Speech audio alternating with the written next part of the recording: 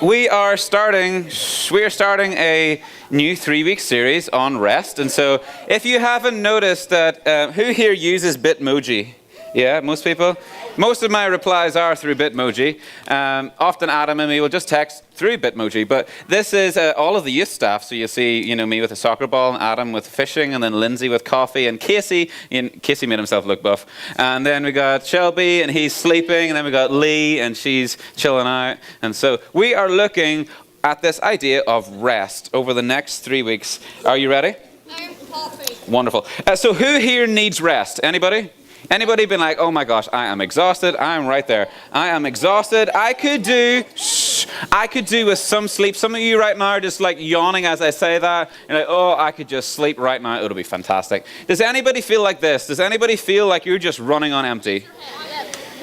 You are thinking to yourself, man, I'm just burning fumes right now. I don't even know what I'm running on anymore because I just feel so empty. And so often, this is what I feel like. I feel not even close to being half full. I feel actually empty. And so some of us, I'm sure most of us here in this room right now are acknowledging that we need some form of rest. And so I have noticed since working at this church, I have...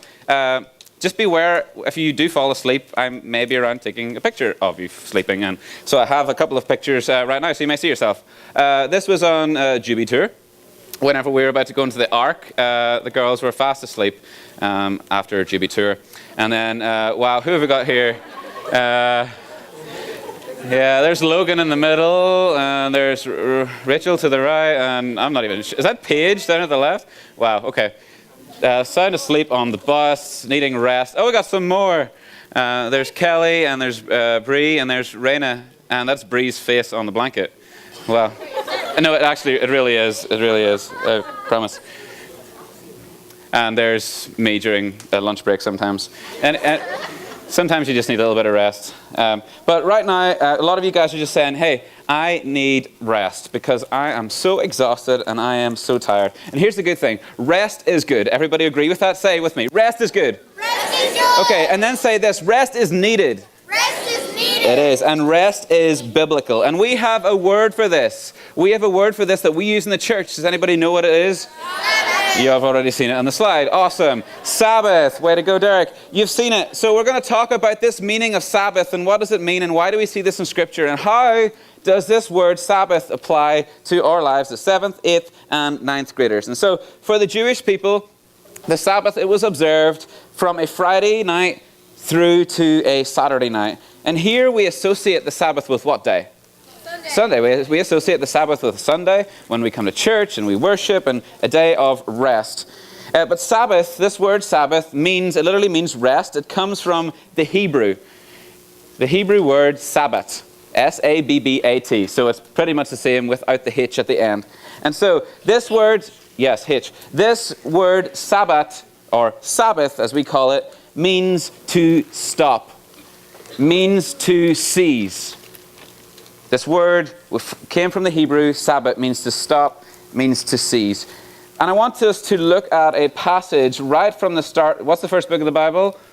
Genesis. We're going to look at this passage, Genesis 2:2-3. And just because every so often I like to change up translations. Why not? And you may have never heard of the Voice translation, and neither did I. But I like their way of putting this. And it says, on the 7th day, with the canvas of the cosmos completed. I like that.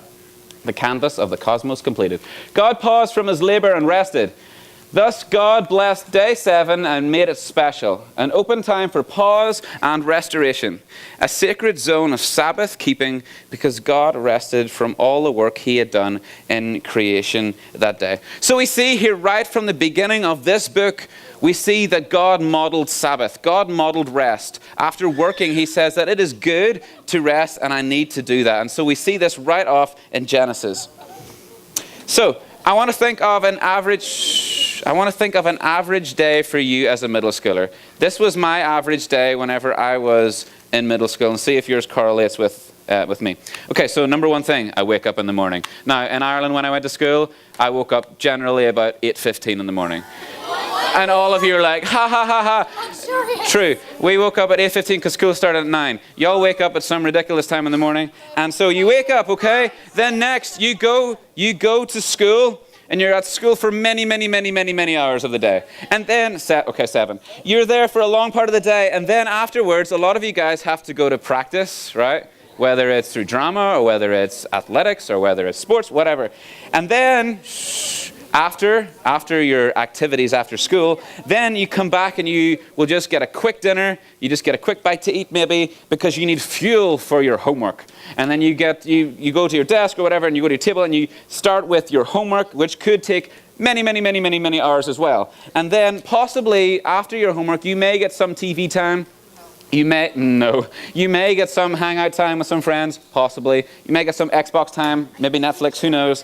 Then you sleep, and then guess what? Repeat 5 times, Monday through Friday. And so the week is pretty exhausting. Would you agree? Yes. Yes, okay. And then you get to the weekend, and you get to Saturday, and you're thinking, oh, Saturday, I've had all to myself. And then Saturday comes, and it's full with other activities and more homework, and you're already exhausted, and so you just want to sleep. And so it's a tiring and exhausting life that you guys live.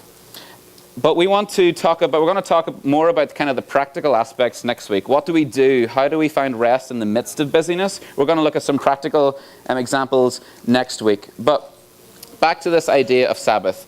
Your body physically needs rest. Would you agree? Yes. Your body physically needs rest. How many hours of sleep do you think you need a night? Like, people would say like 8, 7, anyway. 7 to 9, all right, everybody's different. Your body needs physical rest. Some people are like 4. Well, I don't even know how you do that. Your body needs physical rest, but here's the other thing. You also need spiritual rest. And when I say that, when I say spiritual rest, I mean time alone with God. And see, Jesus often did this. Jesus was walking around, he was teaching and all of this, and then often he would go and retreat to the mountains. He would go and retreat to be alone with God. He needed rest. And he's like, God, I just need rest being with you, away from everybody else. And so Jesus models that, and this is something that we need as well. Whenever I was home, I got to do some of that. And so this is a photo that I took on one of the mountains close to our home.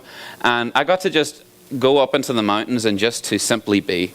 And just to take time away and spiritual rest, because I don't know if you knew, but I was denied access back to the US, and that was rather frustrating for me. And so in the midst of chaos, in the midst of frustration, I needed spiritual rest because my body was just exhausted. And so I went off into these little places, and I just got to be alone with God. So this idea of rest is biblical. In the fourth commandment, it says to remember the Sabbath and to keep it holy. When we say holy, it means to set apart for God. In other words, totally devoted.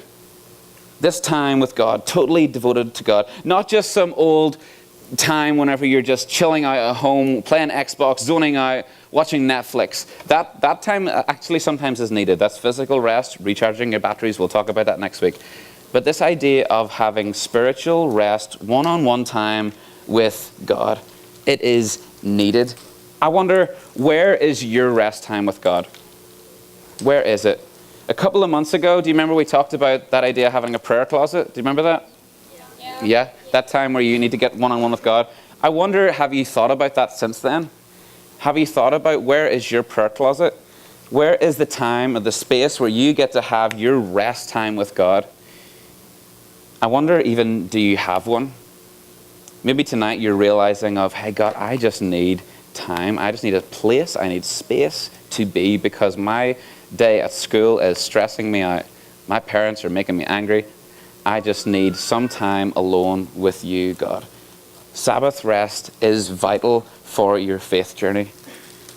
Next week we're going to talk a little bit more about the practical steps, about how do we take rest in the midst of a busy schedule, because you're like, Derek, right now I don't even have any free time. Well, you kind of do, and we'll talk about that next week. But I hope maybe tonight that you've come to the realization of I need rest and I need time alone with God. So I'm going to pray, and the band are going to come forward and they're going to lead us in the final song. And as they're singing this song, it's an old hymn. It's a hymn, How Great Thou Art. It's one of my favorites. And as we're singing this, I want this to be a restful time for you, to let go of all of the busyness. Y'all maybe have just come from doing your homework. You may be going back to do studying or homework when you go home. But this moment, have a moment of rest and breathe in this moment. Breathe and be with God. God is here. God is amongst us. Just be with God right now. Let's pray. God, we thank you. We thank you that in the midst of chaos, in the midst of life and busy schedules, God, you are there.